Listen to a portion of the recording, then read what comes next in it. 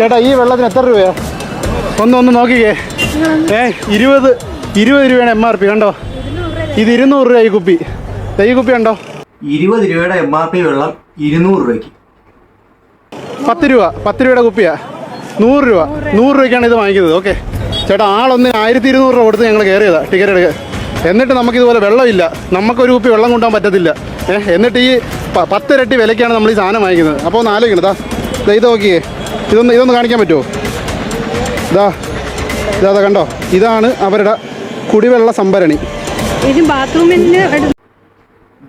നിന്ന് വെള്ളം പിടിക്കുന്നത് കുടിക്കാൻ ാണ് എല്ലാരും കുടിച്ചത്. നമുക്കിത് ബാത്റൂമിൽ നിന്നാണ് പിന്നെ വെള്ളം കുടിക്കാൻ പറഞ്ഞത് അവര്. നമ്മൾ പിന്നെ ആരടുത്ത് കംപ്ലൈന്റ് ചെയ്യണം, ആരടുത്ത് പറയണം എന്ന് ചോദിച്ചപ്പോൾ ആരും ഒന്നും പറഞ്ഞില്ല. നിങ്ങൾക്ക് അറിയത്തില്ലെന്ന് കൈമലർത്തി കാണിക്കുകയാണ് അവിടുത്തെ സംഘാടകരും എല്ലാവരും. പുറത്തുപോയി വെള്ളം വാങ്ങിച്ചോട്ടെന്ന് ചോദിച്ചപ്പോൾ പറഞ്ഞ് പൊക്കോ, ഞങ്ങൾ പിന്നെ കയറ്റത്തില്ല, വെള്ളം തരാനും പറ്റത്തില്ല, ഞങ്ങൾക്ക് ഒന്നും അറിയത്തില്ലെന്ന് പറഞ്ഞു. കപ്പിൽ 50 രൂപയ്ക്കാണ് കോള വയ്ക്കുന്നത്. ഇത്രേ ഉള്ളത്. വെള്ളമാണെങ്കിൽ അവിടെ കിട്ടുന്നില്ല. ഒരു കുപ്പി കൊണ്ടുപോയി പിടിക്കാൻ കഴിഞ്ഞാൽ അവർ പോലീസുകാർ പറയുന്ന മാറിക്ക് അങ്ങനെ പറയുക. വെള്ളം ദാഹിച്ച് ഉപ്പാട് വരുമല്ലേ. ചേപ്പോക്കിലും ചിന്നസ്വാമിയിലൊക്കെ കളി കണ്ടിട്ടുള്ള ആൾക്കാരാണ്. അവിടെയുള്ള സൗകര്യത്തിന്റെ 100-1 പോലും അവരിവിടെ ഒരുക്കിയിട്ടില്ല.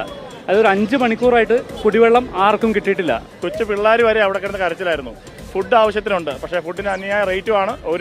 കുറച്ച് വെള്ളം പോലും കുടിക്കാനില്ല. ഞങ്ങളുടെ ഈ 2 ലിറ്ററിന്റെ വെള്ളം വാങ്ങിച്ചോണ്ടാ പോയത്. അത് അവരെ പ്ലാസ്റ്റിക് കുപ്പിയാണെന്ന് പറഞ്ഞ് അവരത് വാങ്ങിച്ചു വെക്കുകയും ചെയ്തു. എന്തോരം കൊള്ളയടി, ശരിക്കും കൊള്ളയടി എന്ന് പറഞ്ഞാൽ ഇതാണ്. ഇതെന്താ വെള്ളരിക്കപ്പെടണോ? 20 രൂപയുടെ വെള്ളത്തിന് 200 രൂപ. എന്തോ ചെയ്യാൻ? അതും വെള്ളം എടുത്ത് കുടിച്ചാൽ എവിടുന്ന ലാസ്റ്റ്? ബാത്റൂമിൽ നിന്ന്.